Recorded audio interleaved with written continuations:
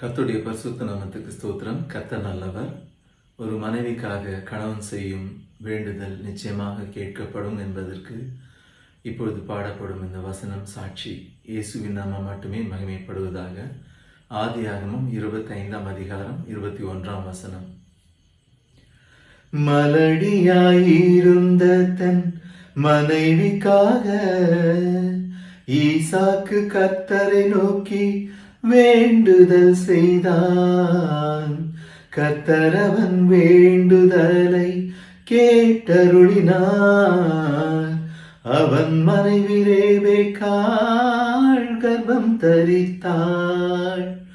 மலடியாயிருந்த தன் மனைவிக்காக ஈசாக்கு கர்த்தரை நோக்கி வேண்டுதல் செய்தான்.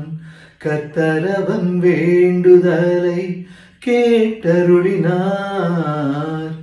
அவன் மனைவி ரெபெக்காள் கர்ப்பம் தரித்தாள். கர்த்தர் நல்லவர்.